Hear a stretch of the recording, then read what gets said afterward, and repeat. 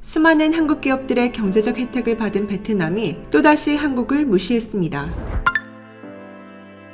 한국은 지금까지 베트남이 가장 많이 투자한 국가로 경제적 관계가 매우 깊습니다. 대한민국과 베트남의 교역 규모는 미중일에 이은 4번째입니다. 하지만 베트남은 한국에 대해 이해하기 힘든 행동을 계속해 한국인들의 공분을 사고 있죠. 작년 코로나로 인해 일본은 받아들이면서 한국의 입국은 막는 모습을 보였습니다. 그래서 당시 인천을 출발한 하노이행 아시아나 항공기가 이륙한 지 40분 만에 인천공항으로 되돌아오는 사건이 벌어졌습니다. 지난 5월 베트남은 코로나 확산이 심각해지자 한국의 격리 기간을 4주로 연장했는데요. 하지만 여기서 문제는 일본, 중국에 대한 격리 기간은 2주인 것입니다. 다른 국가는 2주인 반면 한국은 격리가 3주로 늘어났고 한 주간의 자가격리가 더해졌습니다. 이것은 명백한 차별입니다. 일본이 한국보다 방역 상태가 나은 적이 없었기 때문이죠. 이에 대해 일본 네티즌들은 일본에서 유통기간이 다 된 아스트라제네카 백신을 베트남이 기부해서 그런 것 같다. 베트남은 일본에서 차관을 많이 빌려 일본에 너그럽다 등의 추측을 했습니다. 한편 일본은 동남아에서 자신들의 힘을 넓히려 금융 외교를 적극적으로 하고 있습니다.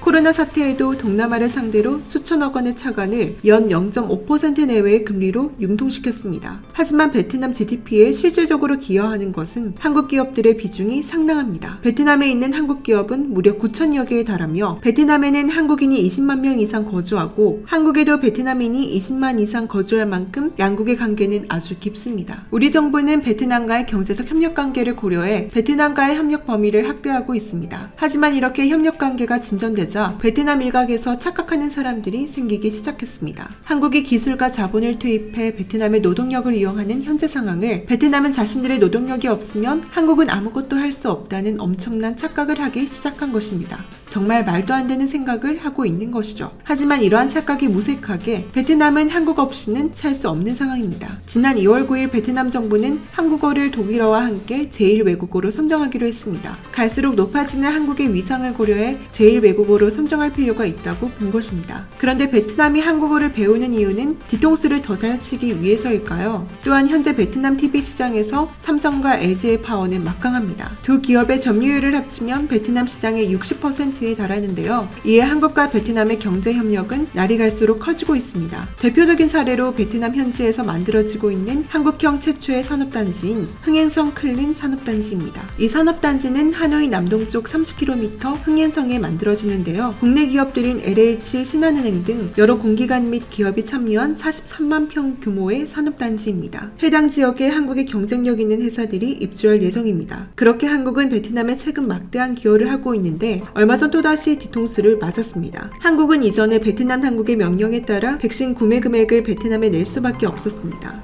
당시 우리 기업들은 삼성전자 28억, SK는 11억, LG전자는 15억 5천만 원을 반강제로 냈습니다. 이 정도의 규모는 다른 외국 기업들 중에서도 가장 많은 기부 액수입니다. 하지만 한국 기업들보다 베트남에 오랫동안 이득을 보던 기업이 있죠. 바로 일본의 토요타와 대만의 팍스콘입니다. 그런데 정작 이들 기업은 5억 정도밖에 내지 않았습니다. 이런 베트남에 계속해서 투자하는 한국 정부도 이해가 가지 않네요. 그런데 베트남에서 최근 한국 기업들을 곤란하게 하는 사건이 생겼습니다. 첫 번째는 최근 삼성전자 베트남 공장이 사실상 폐쇄당하게 생긴 것인데요. 삼성은 백신 기부 금액 등 베트남에 지원을 가장 많이 한 외국 기업이지만 정작 혜택을 보는 것은 거의 없습니다. 베트남은 지난 6월부터 호치민시를 봉쇄하기 시작해 락다운 조치를 현재까지 이어오고 있습니다. 호치민시는 코로나 환자 수가 급증함에 따라 외출 자체가 어려워진 상황이 된 것이죠. 그런데 삼성전자 공장이 있는 사이공 첨단 산업단지 역시 봉쇄 명령이 내려졌습니다. 블룸버그 통신은 사이공 첨단 산업단지에 있는 회사들이 공장 노동자를 위한 숙소를 마련하지 않으면 공장 운영을 하지 않겠다고 한 것입니다. 따라서 삼성전자는 임시 숙소를 만들어야 하고 동시에 방역 계획서도 제출해야 했죠. 베트남은 아예 출퇴근이 필요 없는 사업장만 운영이 가능하다며 이러한 조치를 내놓은 것입니다. 베트남의 이러한 조치는 사전 통보 없이 하루아침에 이루어진 결정입니다. 이로 인해 삼성전자는 베트남 경제에 어마어마한 기여를 하고도 무시를 당한 것입니다. 이렇게 베트남 특유의 체제로 인해 인하여 한국 기업들이 큰 피해를 본다는 지적이 끊이지 않고 있습니다. 문제는 이뿐만이 아니었는데요.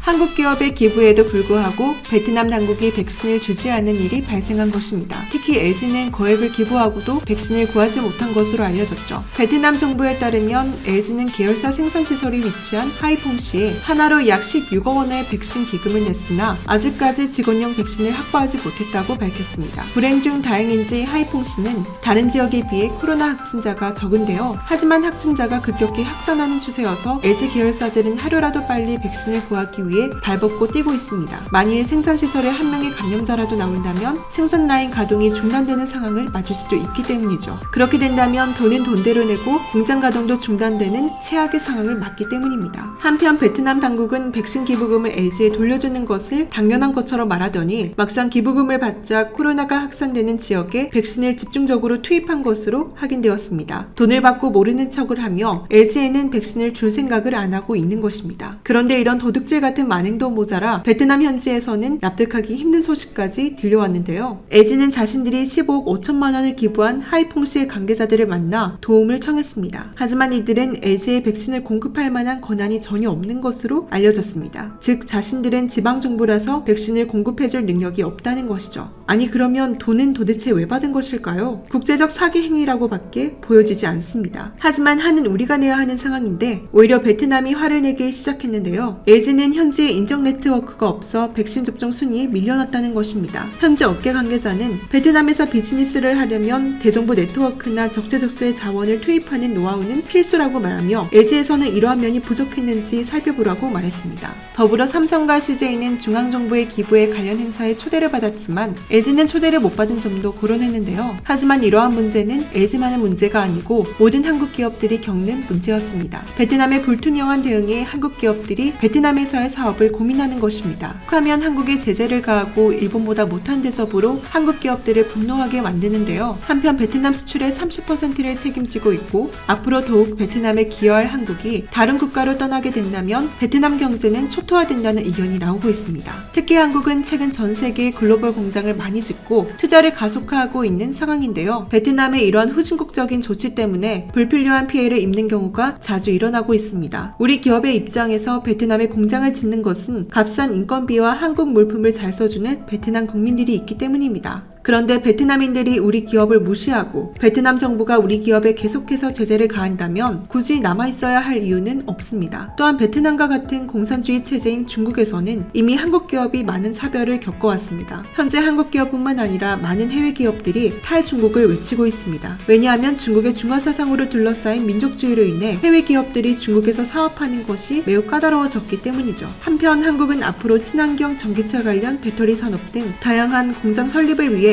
리스크가 없는 국가를 선정해야 한다는 의견이 많습니다. 한편 베트남에서 한국 기업들이 겪는 수모가 전해지자 한국 네티즌들은 분통을 터뜨렸습니다. 네티즌들은 베트남에서 철수해야 한다, 중국이나 베트남이 똑같은 수준을 보여준다 등 베트남이 또다시 한국에 만행을 저질렀다며 당장 베트남을 손절해야 한다는 반응이 쏟아지고 있는 상황입니다. 부디 베트남 정부가 현명한 선택을 하길 바랍니다. 혹시 광고 하나 해도 될까요? 내일 상승할 종목이 궁금하시다면 오른쪽 버튼을 꼭 클릭해주세요. 시청해주셔서 감사드리며 내일 다시 찾아오겠습니다.